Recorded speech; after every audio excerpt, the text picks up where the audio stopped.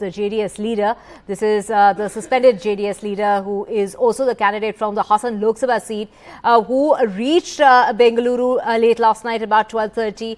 He reached India on a flight from Munich. He took a Lufthansa flight but was arrested at the airport. So these are videos allegedly showing him at that airport, landing back in the country. He is the grandson of the former Prime Minister H.D. Devegowda and the nephew of the former Karnataka Chief Minister Kumaraswamy. He was, at that Kempegowda International Airport late last night, where he was arrested by the Special Investigation Team. Now, a medical test will be conducted and he has to be produced before a magistrate within 24 hours. So, there we have visuals of Prajwal Revanna landing in Bengaluru. Do remember that he had been on the run since the 27th of April, the day after the seat of Hassan went to polls. Now, here we have the JDS suspended leader, who is the MP of Hassan, who has finally made it back. To remember, it was on the insistence of his grandfather saying that he needs to come back, and then it was on Monday that he put out that video saying that he was apologizing to his parents, saying that he's been in depression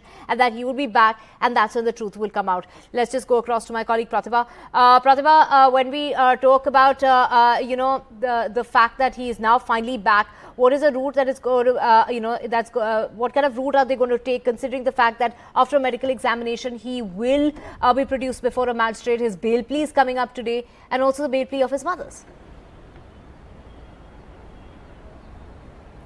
That's right. All action on ground today as far as the sex crime case is concerned. Prajwal Revanna in the SIT net. The main focus would definitely be the interrogation and the answers that they would elicit from this interrogation process. The second would be, of course, the medical test that he would be subjected to. And it will also be followed by what will happen to the bail hearing today, because the anticipatory bail plea will now be converted to a regular bail plea after the arrest. And that could also bear consequence to the investigation and the procedure thereafter.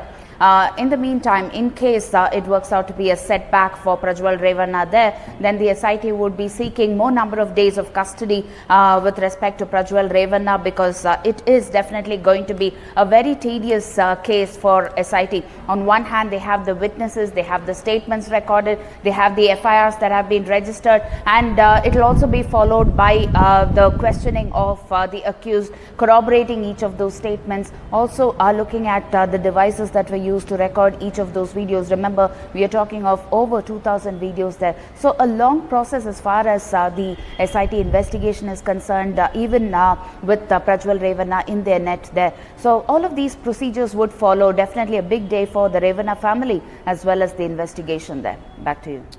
Right, so just like the Home Minister of Karnataka had said that he would be arrested upon arrival, that is exactly what has happened. That bail plea, that anticipatory bail plea that they were trying for was rejected just a day before.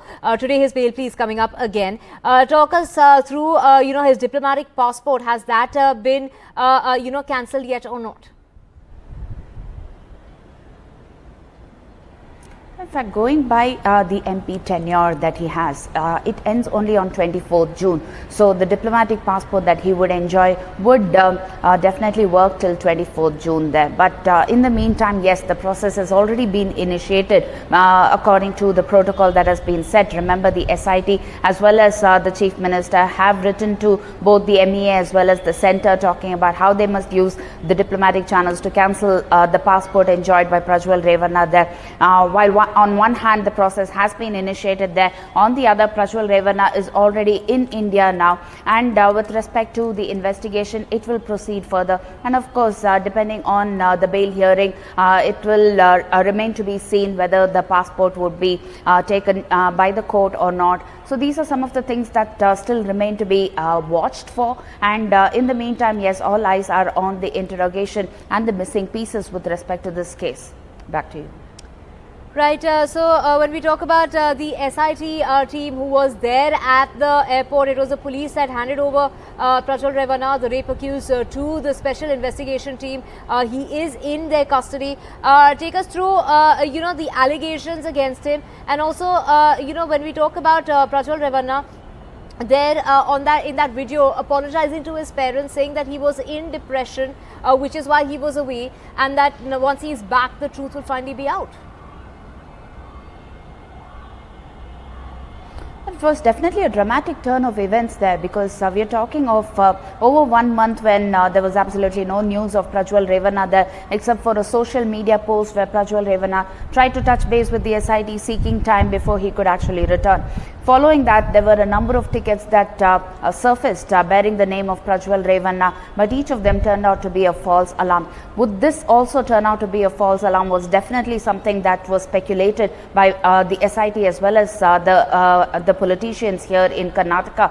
And the video statement was also a consequence of not just the pressure mounted by the Karnataka government as well as the investigating agencies there, but it was also something which worked out as a result of the emotional appeal that was put forth by both H.D. Devegowda as well as H.D. Kumaraswamy there. And ever since the video statement of Prajwal Revanna emerged, it was a dramatic turn of events. The next day we had the ticket that surfaced, and then following that, Prajwal Revanna ends up or lands at the airport last night. And it was quite a long drawn process, because remember, you have a lot of documents that need to be verified. The immigration officials, thanks to the notices that were already issued, had to stop him there. The immigration officials verifying the documents, then handing him over to the local police then handing him over to the SIT. In a matter of 1.5 hours, Prajwal Revanna walked out of Terminal 2 and ended up at the SIT headquarters at around 3 a.m. Last night. So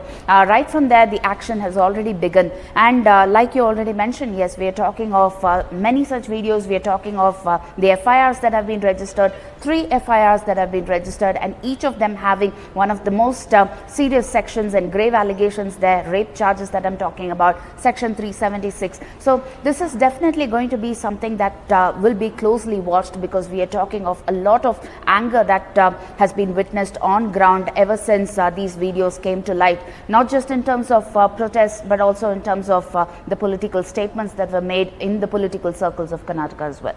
Back to you. Right.